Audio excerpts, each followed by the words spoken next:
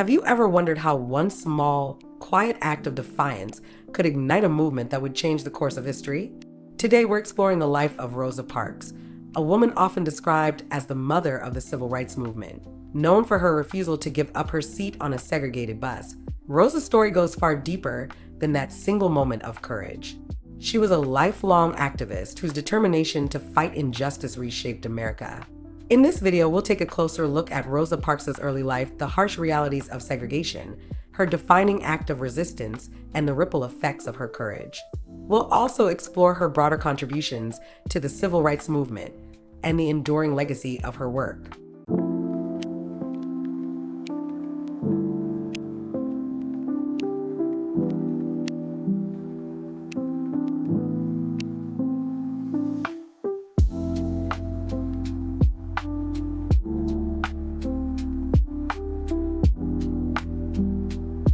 Rosa Parks was born in 1913 in Tuskegee, Alabama, a time when Jim Crow laws enforced racial segregation across the South. African Americans faced systemic discrimination in every aspect of life: separate schools, hospitals, water fountains, and even seating on public transportation. These laws weren't just inconveniences, they were daily reminders of a brutal hierarchy designed to keep Black Americans as second-class citizens. The Jim Crow system was more than just a collection of discriminatory laws. It was a deliberate effort to maintain white supremacy in every aspect of life. Rooted in the South after the Civil War and Reconstruction, these laws emerged as a response to the brief period when African Americans had begun to exercise newfound freedoms. By the time Rosa Parks was born, segregation permeated daily life, dictating where Black Americans could live, work, and socialize. Public spaces, from libraries to train stations, were rigidly divided, and the facilities for Black individuals were almost always inferior. This structural inequality was not only a physical barrier, but also a psychological weapon intended to remind African Americans of their supposed place in society. Segregation was legally sanctioned and violently enforced. The 1896 Supreme Court ruling in Plessy v. Ferguson established the infamous separate but equal doctrine, legitimizing racial segregation across the nation. In practice, equal was a cruel myth. Black schools lacked funding, textbooks, and even basic supplies, while white schools flourished. Public transportation, like the buses Rosa Parks would later challenge, was another battleground of inequality. African Americans were often forced to enter through the back doors of buses, give up their seats to white passengers, or face ejection and arrest for defiance. These humiliations were part of a larger system designed to degrade and dehumanize. Economic opportunities for African Americans were just as restricted. Jobs available to Black workers were typically low-paying and physically demanding, with little chance for advancement. Education, a potential pathway to escape poverty, was stymied by segregated schools that offered limited resources. Voting rights, too, were systematically denied through poll taxes, literacy tests, and violent intimidation, ensuring that African Americans had little say in the political process.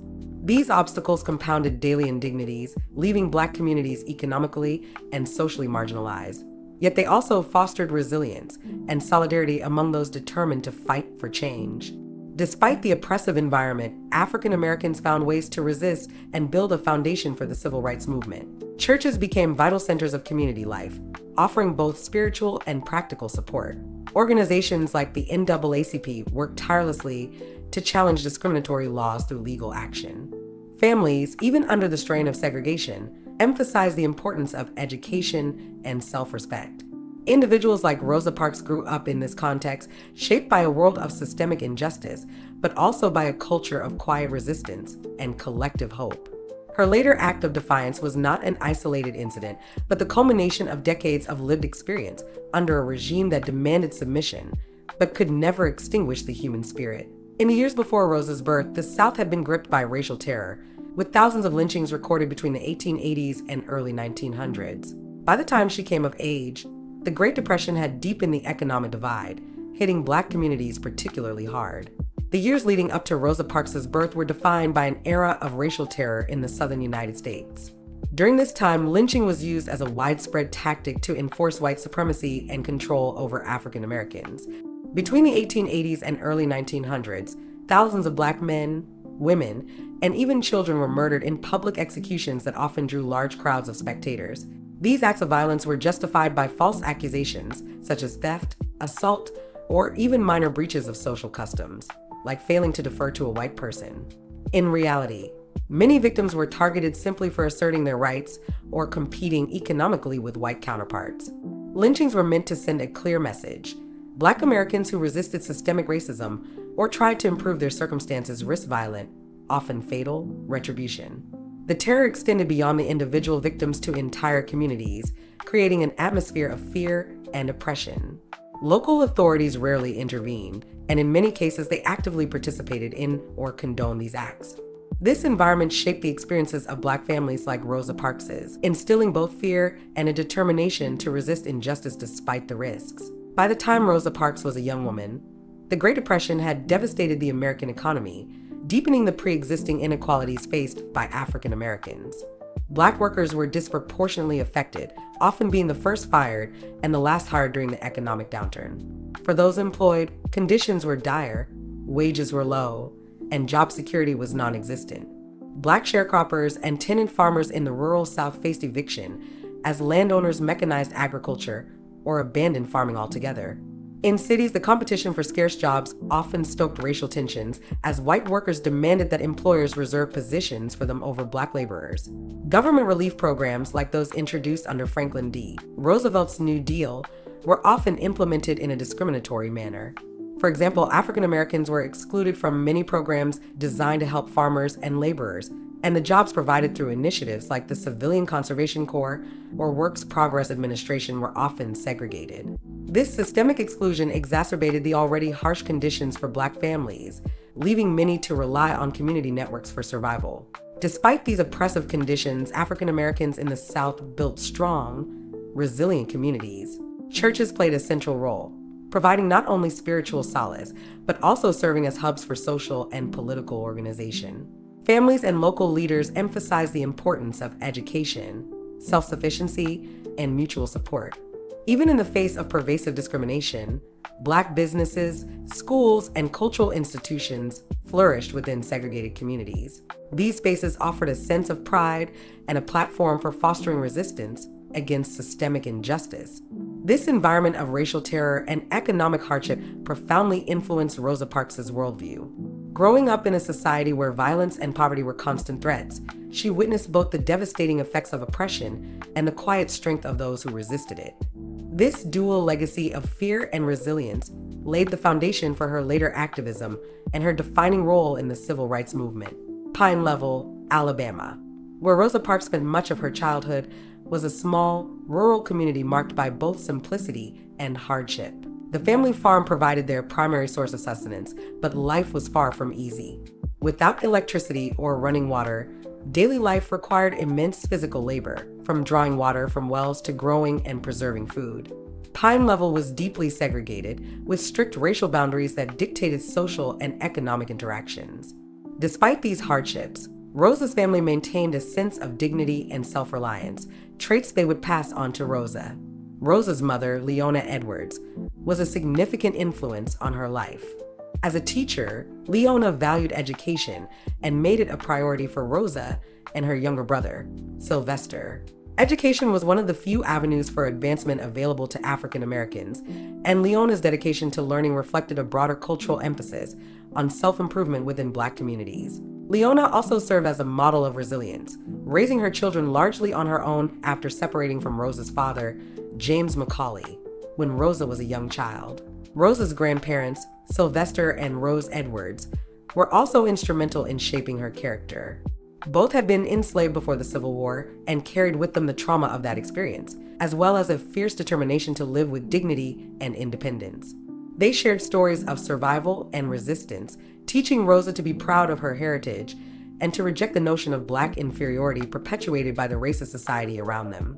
Rosa's grandfather, in particular, was known for his bold stance against threats from white supremacists. He kept a shotgun by the door and was unafraid to defend his family if necessary, instilling in Rosa an early understanding of both the dangers and the necessity of resistance.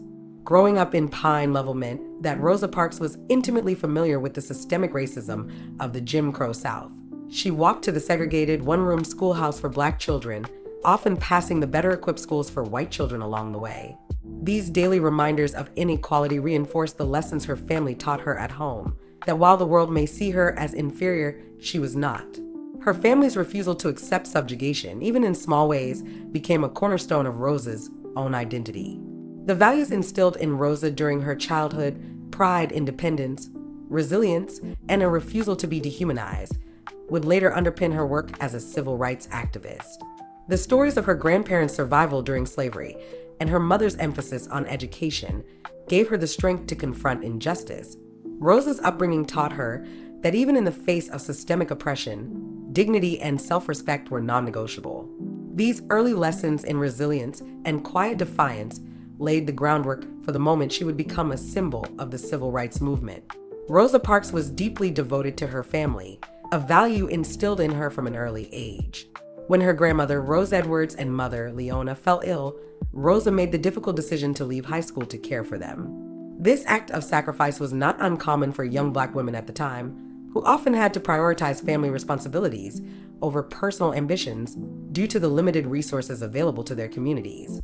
Rosa's willingness to put her family's needs ahead of her own demonstrated her sense of duty and resilience, qualities that would define her throughout her life. Years later, Rosa returned to high school and earned her diploma, a remarkable achievement for an African-American woman in the 1930s. At the time, systemic barriers made education a challenge for Black students. Segregated schools were chronically underfunded, with fewer qualified teachers, outdated textbooks, and inadequate facilities. For Black girls, societal expectations often emphasized domestic work and caregiving over education, making Rosa's determination to complete her studies even more exceptional. Her diploma not only represented a personal triumph, but also a rejection of the societal limitations imposed on Black women. Despite her education, Rosa Parks found herself limited to the kinds of jobs typically available to Black women in the South: domestic work and low-wage labor. For many African-American women, these roles were some of the few options available in a segregated and discriminatory society. Rosa worked as a domestic servant, cleaning homes and caring for white families. Domestic work was physically demanding and often degrading, as it reinforced the racial and social hierarchies of the Jim Crow South. Black domestic workers were frequently underpaid, overworked, and subjected to disrespectful treatment, reflecting the broader racial inequities of the time. Later, Rosa became a seamstress, a profession that, while still low-paying, required skill and precision. As a seamstress, Rosa took pride in her work, which offered her a small measure of autonomy and creativity. However, the job was far from easy. Seamstresses often worked long hours for meager wages, and the work was undervalued by society. Rosa's experience in these roles highlighted the systemic barriers that African Americans, particularly women, faced in achieving economic independence and respect in the workplace. These early struggles shaped Rosa Parks' understanding of systemic inequality and injustice. Her time as a domestic worker and seamstress exposed her to the everyday indignities of being treated as less than because of her race and gender. However, these experiences also reinforced her resolve to challenge the systems that perpetuated such inequities. Rosa's work ethic, determination, and quiet dignity during these years became the foundation for her later activism, as she sought to create a world where future generations would not have to endure the same obstacles she faced. Rosa Parks' refusal to give up her seat on that fateful day wasn't a spontaneous act, but the result of years of frustration and quiet resistance to racial injustice. The Montgomery bus system was a daily sight of humiliation for African Americans. Segregation laws required Black passengers to sit in the back of the bus, while the front seats were reserved for white passengers. If the white section filled up, Black riders were expected to give up their seats or stand, even if they had already paid their fare. Rosa Parks herself had been ejected from a bus years earlier for refusing to comply with these rules, and like many others in Montgomery, she had grown weary of the constant indignities. On December 1st, 1955, after a long day of work as a seamstress, Rosa boarded a crowded bus and took a seat in the colored section. When the driver demanded that she and others vacate their row for white passengers, Rosa refused. Her decision wasn't because she was physically tired, as is often mistakenly believed. She was tired of giving in to injustice. Parks later said, "I was not tired physically. No, the only tired I was tired of giving in." Rosa's refusal led to her arrest and a fine of $10 plus court costs. Her calm defiance and subsequent arrest sparked outrage and solidarity within Montgomery's Black community. The local chapter of the NAACP, where Rosa had served as secretary, saw her case as an opportunity to challenge the city's segregation laws. Leaders quickly organized a boycott of the bus system, a tactic aimed at disrupting a service that relied heavily on Black passengers, who made up about 75% of its ridership. The boycott was initially planned for just one day, but was so successful that it continued for over a year. Black residents found alternative ways to get around, forming carpool systems, walking long distances, or relying on Black-owned taxi services that supported the cause. This collective action required immense coordination and sacrifice, as many boycotters faced harassment, threats, and even violence for their participation. During the boycott, a young minister named Martin Luther King Jr., then relatively unknown, emerged as a leader of the movement. As the pastor of Montgomery's Dexter Avenue Baptist Church, King was chosen to head the newly formed Montgomery Improvement Association, MIA, which organized the boycott. His powerful speeches and commitment to nonviolence inspired both local residents and the nation, turning him into a central figure in the civil rights movement. While King became the public face of the boycott, Rosa Parks' role remained foundational. Her arrest was the spark that ignited the movement, and her quiet strength became a symbol of resistance against injustice. The partnership between Parks, King, and other community leaders showcased the power of collective action, as ordinary people united to challenge a deeply entrenched system of oppression. The Montgomery Bus Boycott lasted for 381 days, during which the city's transit system suffered significant financial losses.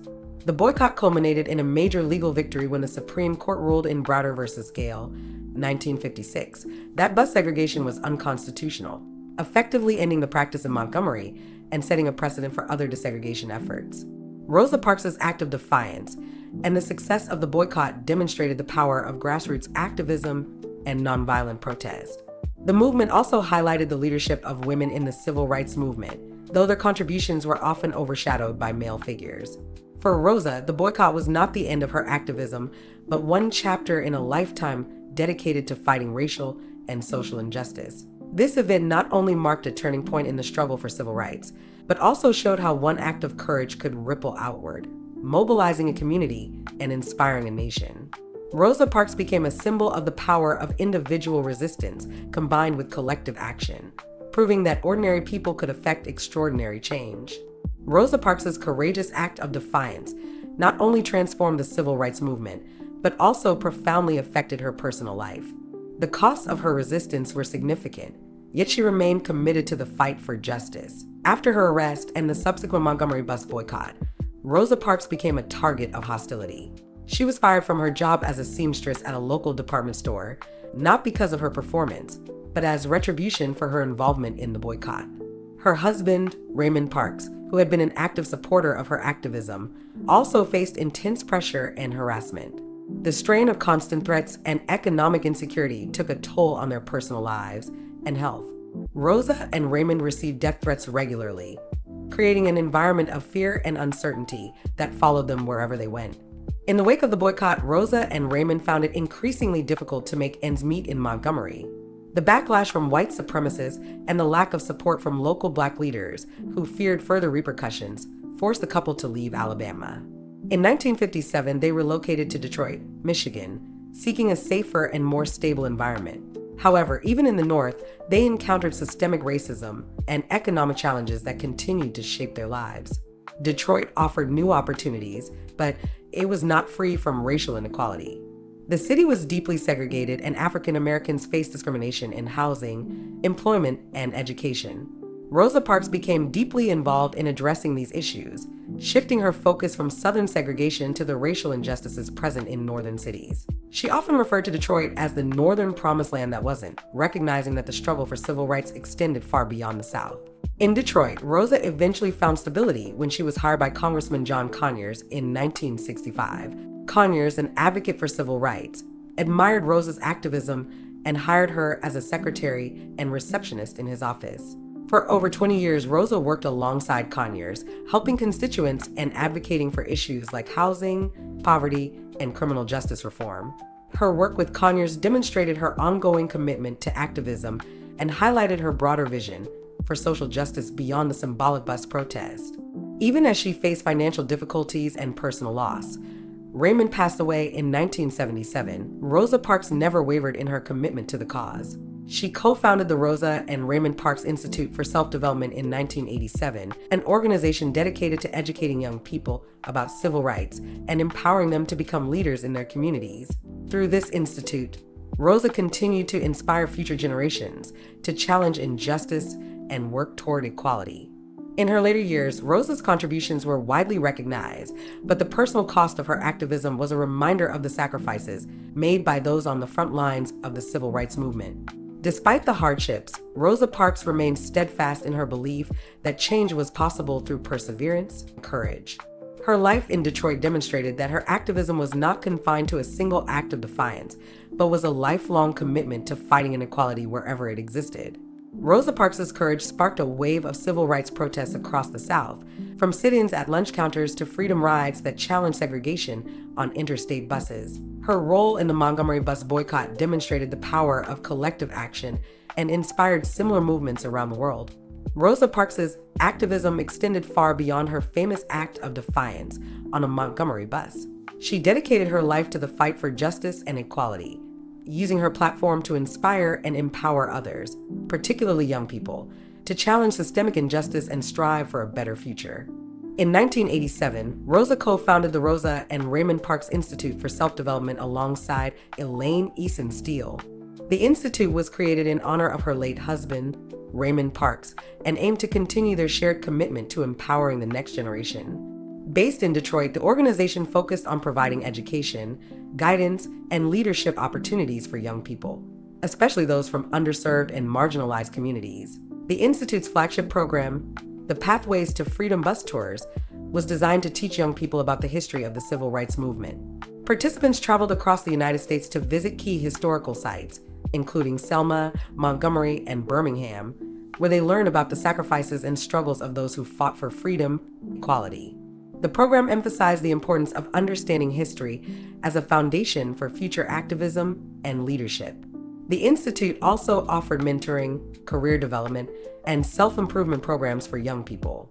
Rosa believed that empowering youth with knowledge and skills was critical to creating lasting change. She often spoke about the importance of self-respect, perseverance, and education in overcoming obstacles. Through the Institute's work, Rosa Parks ensured that the lessons of the civil rights movement would be passed down to future generations, equipping them to address the challenges of their own time. Rosa Parks' work with the Institute was part of her broader vision for social justice. She believed that the fight for equality extended beyond the dismantling of segregation and encompassed issues such as economic justice, fair housing, and access to quality education. Throughout her life, she remained active in advocating for these causes, attending protests, giving speeches, and supporting civil rights organizations. In 1999, Rosa Parks was awarded the Congressional Gold Medal, one of the highest civilian honors in the United States, recognizing her lifelong contributions to the fight for equality. Despite the accolades, Rosa remained humble, often redirecting attention to the collective efforts of the movement rather than her individual role. She once said, "I would like to be remembered as a person who wanted to be free, so other people would also be free." The Rosa and Raymond Parks Institute continues to operate today, preserving Rosa's legacy and inspiring new generations to pursue social justice. Her story demonstrates that even the smallest acts of resistance, like refusing to give up a seat on a bus, can have a profound impact when combined with sustained activism and a commitment to change. Rosa Parks' life is a testament to the power of resilience, education, and collective action in the ongoing fight for equality. Her legacy encourages each of us to recognize our capacity to make a difference, no matter how small the action may seem. Rosa Parks passed away on October 24th, 2005, at the age of 92. She died of natural causes in Detroit, Michigan. Her death marked the end of a remarkable life dedicated to justice and equality. Rosa Parks was widely mourned, and her legacy was honored in several significant ways. She became the first woman and the second African American to lie in honor in the U.S. Capitol Rotunda, a rare tribute typically reserved for prominent national figures. Tens of thousands of people paid their respects at memorial services in Montgomery, Washington, D.C., and Detroit. Her burial took place at Detroit's Woodlawn Cemetery, where she was interred in the Rosa L. Parks Freedom Chapel, ensuring her memory would continue to inspire future generations. What can we learn from Rosa Parks' story? Her life reminds us that courage isn't the absence of fear. It's the determination to stand up for what's right, even when the odds are against you. Check the description below for books and documentaries that dive deeper into Rosa Parks' life and the civil rights movement, as well as more information about the Rosa and Raymond Parks Institute for Self-Development. Thank you for joining us on this journey through history. Don't forget to like, share, and subscribe, and stay tuned for our next video, where we'll explore the life and legacy of Thurgood Marshall.